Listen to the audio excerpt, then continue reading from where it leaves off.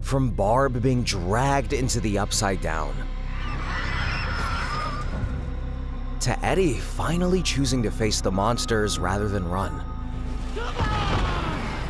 These are the most painful deaths in Stranger Things, starting with Eddie Munson. Eddie was the president of Hawkins High's Hellfire Club, which was basically just a D&D group. This is Hellfire Club, not babysitting club. Despite being labeled the school freak, Eddie genuinely cared about the younger kids in Hellfire Club, especially Dustin, Mike, and Erica, which made him instantly lovable to viewers. But everything changed when Chrissy Cunningham, the head cheerleader, came to his trailer, looking. For a brief moment, it seemed like Eddie was finally connecting with someone outside of his usual circle. Then Vecna took her out right in front of him. Since Eddie was already known as the town freak who ran a satanic D&D club, everyone immediately assumed he was to blame. So Eddie spent most of the season hiding, scared out of his mind. Her bones started to snap. Her eyes, man, it was like there was something like inside her head pulling. I ran away. I left her there. But when the group came up with a plan to take down Vecna, Eddie decided to stop running and help them. The plan was simple. Nancy, Steve, and Robin would go after Vecna while Eddie and Dustin distracted the demo bats. Eddie climbed onto the roof of his trailer in the Upside Down, plugged in his electric guitar, and played the most epic rendition of Metallica's Master of Puppets you've ever heard. Chrissy, this is for you. The sound echoed throughout the Upside Down, and hundreds of demo bats came swarming towards him. It worked perfectly. Eddie had successfully drawn them away from everyone.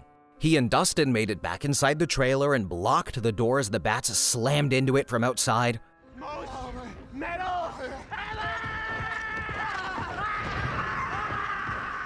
But then Eddie saw that the bats were starting to break through, and he knew they'd eventually find their way to the others. Before Dustin could stop him, though, Eddie cut the rope leading back to the real world, so Dustin couldn't follow.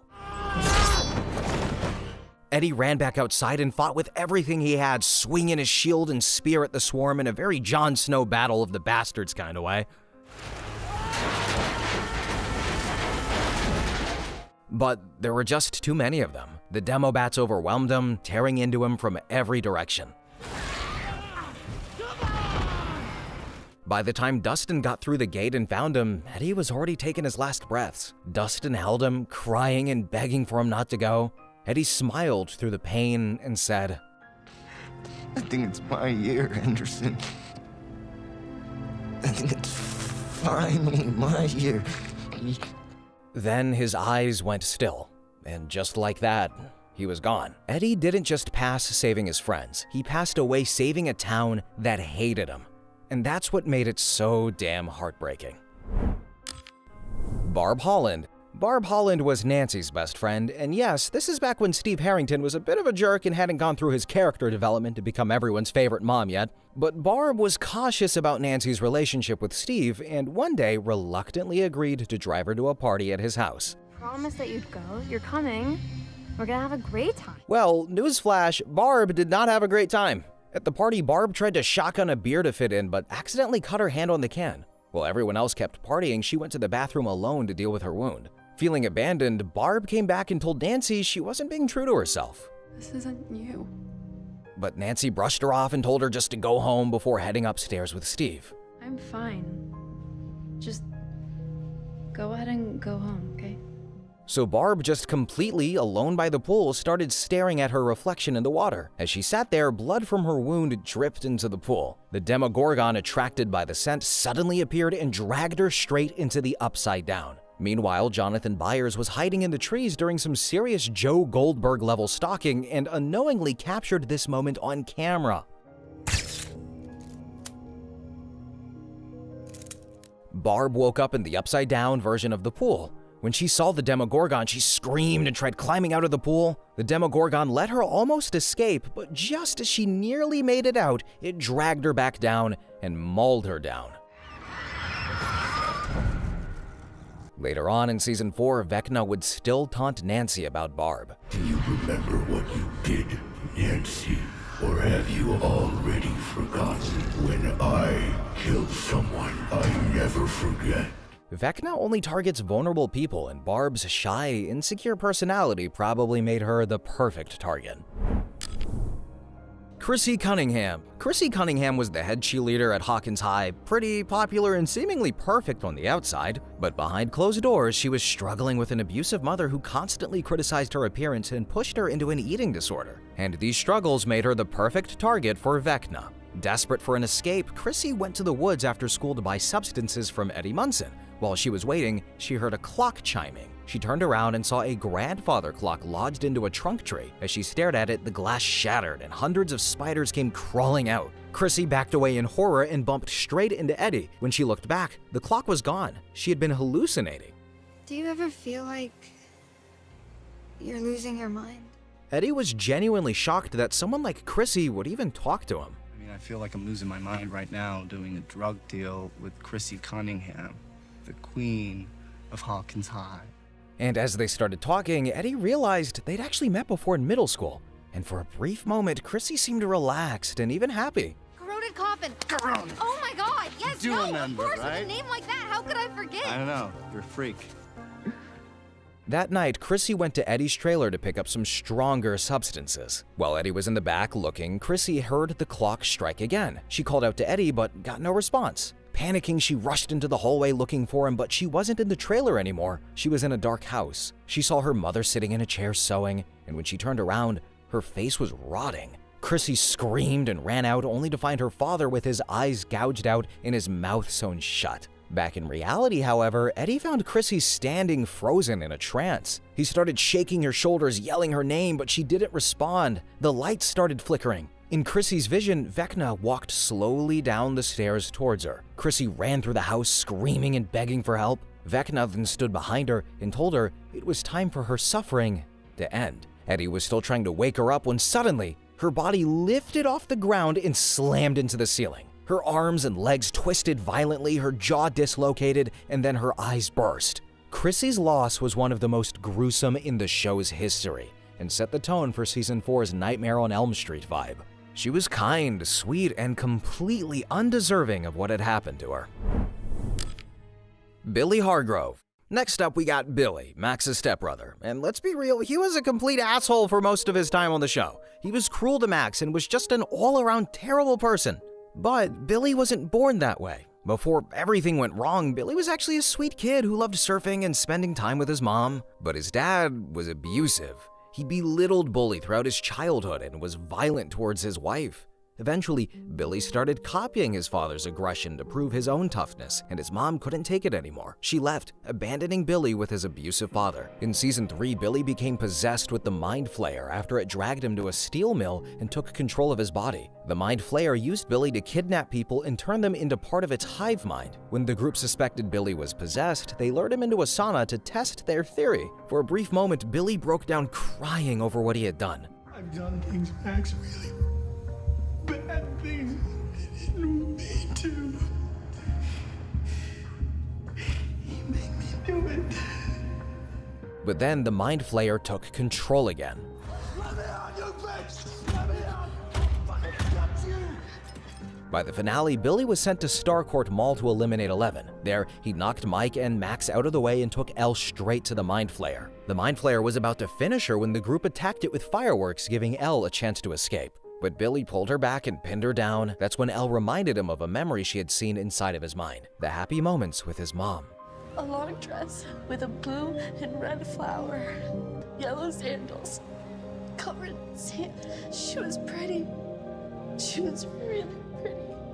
And you were happy.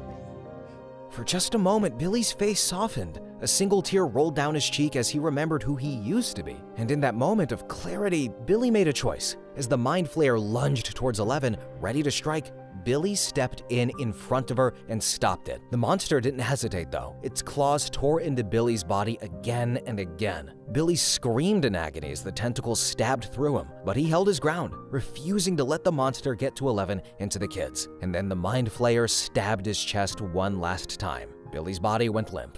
At the same time, Hopper and Joyce closed the gate to the Upside Down, and the Mind Flayer lost its power and collapsed. Max ran to Billy crying and begging for him to get up, and as he gasped for air, he looked at Max and apologized before passing away from his injuries. Max sobbed over his body, mourning the brother he could have been if he just had more time. Alexei. And next up is Alexei, and fair warning, this one hurts. Alexei was a Russian scientist who worked on building technology to open gates to the Upside Down. After getting captured by Hopper and Joyce, he communicated with them through Murray, who was fluent in Russian. Alexei explained that the Russians were building something called the Key in Hawkins. What's he saying? He says, showing me the location of the key to turn off the machine. Basically, they were trying to open a doorway to the Upside Down, and for some reason, it only worked in Hawkins. So Hopper, Joyce, Murray, and Alexei headed back to town with a plan to shut down the Russian gate. When they got back to Hawkins, there was a big 4th of July fair happening. They needed to find the kids, so they went inside, but Alexei stopped at the entrance because he thought only Americans were allowed inside. Я стану американским гражданином и буду веселиться как все, да? But Murray told him that wasn't true, anyone could enjoy a fair, so they went in together. Once they were in, Alexei was like a kid in a candy store. He played carnival games, drank Slurpees, and was genuinely having the time of his life. Big prize! You can do it, mister! He even won a giant stuffed Woody Woodpecker and was walking towards Murray with the biggest smile on his face. But while Alexei was having the time of his life, Grigory, a Russian assassin who had been looking for him, struck him down. Alexei passed away right then and there at the fair, surrounded by the sounds of laughter and music. Poor sweet Alexei. All he wanted was to drink Slurpees and play carnival games. Benny Hammond. Benny Hammond owned a local diner in Hawkins. He was just a kind guy trying to run his restaurant in peace when a young girl with a bald head and a hospital gown walked into his kitchen. She found some French fries and started eating them like she hadn't had food in days.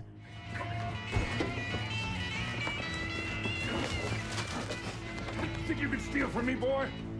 But when he got a good look at her, he realized she was just a scared, starving kid. So Benny did what any decent person would do. He gave her clean clothes, made her a proper meal, and tried to figure out what had happened to her. Your parents forget to feed you? Is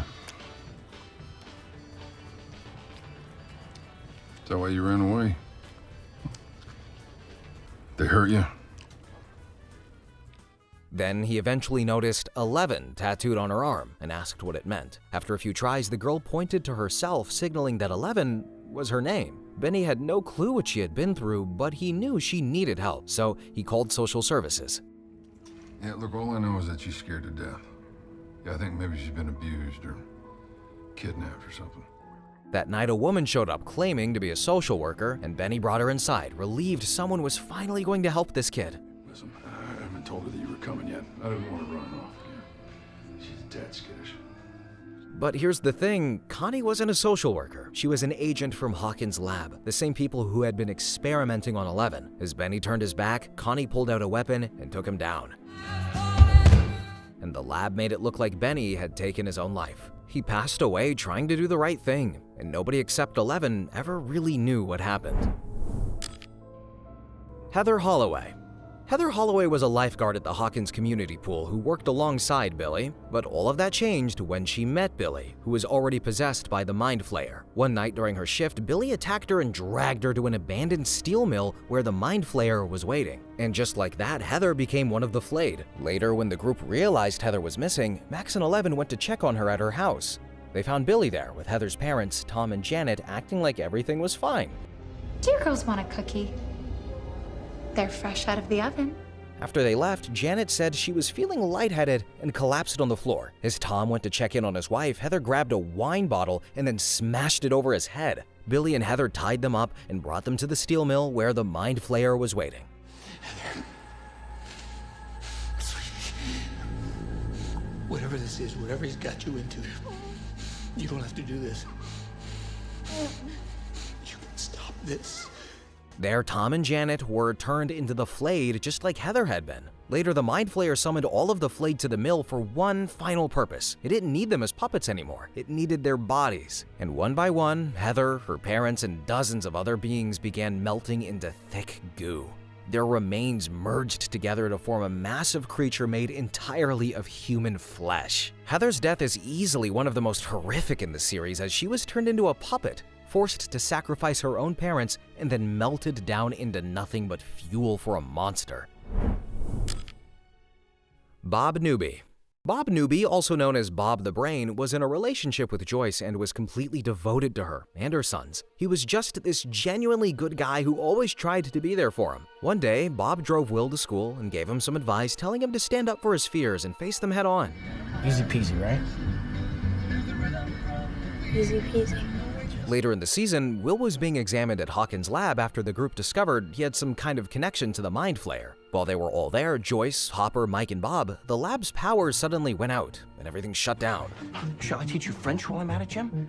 How about a little German? Bob was the only one who knew enough about technology to fix it, so he volunteered to go down to the basement and restart the power manually. Don't wait for me.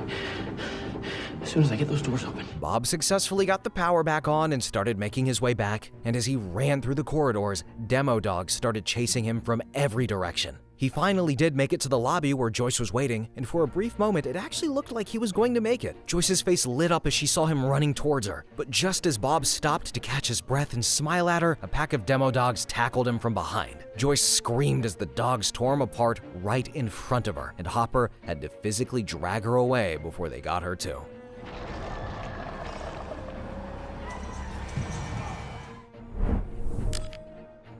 Dr. Brenner. Now moving on to the last, and maybe the least, we have Dr. Brenner, also known as Papa. Now, before we get into what happened to him, let's talk about why nobody really sheds tears for this guy. Dr. Brenner was the director of Hawkins National Laboratory, and he was responsible for kidnapping Eleven as a newborn and raising her in captivity to experiment on her psychic abilities. But wait, there's more. He didn't just experiment on Eleven, he had a whole facility full of children with numbers tattooed on their arms, all being used as test subjects. Brenner was extremely manipulative and would use psychological torture on Eleven whenever she disobeyed him, locking her in solitary confinement even though she was just a child. He'd push her to use her powers beyond her limits, not caring about the pain it caused her, but if she performed well, he'd reward her with affection, creating this twisted father-daughter dynamic. I want you to listen to him. Listen? Yes. I want you to listen to what he says and repeat his words back to me. Just like we used to with those old nursery rhymes. Do you remember? Do you think you can do that for me? Despite all of this, Brenner appeared to genuinely believe he cared for Eleven and the other children. Last night, your sister Eleven suffered a concussion during her alone time in the Rainbow Room. Now, she claims to not have a memory of what happened, but injuries of this nature don't simply happen. Someone did this.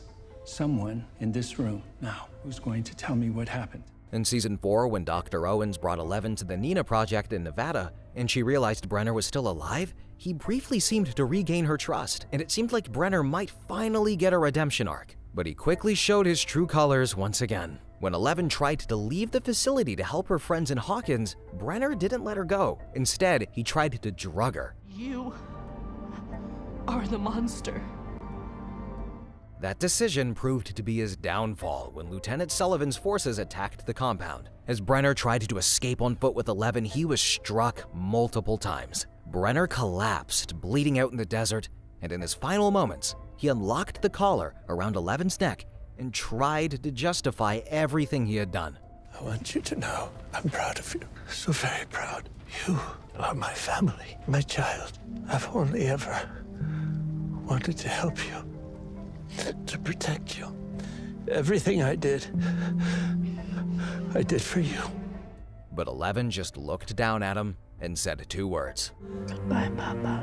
Then she walked away, leaving him there alone and in the sand. So, I've got to ask you, was Brenner's passing painful? Physically, sure. Emotionally? At least not for the audience. After everything he put Eleven and those kids through, most viewers felt like he got what he deserved. But hey, thanks to him, we did get this iconic line. You are like Papa! Really? Well, folks, let us know in the comments below which death hit you the hardest, and if you enjoyed this video, don't forget to like and press all the buttons. Bye-bye!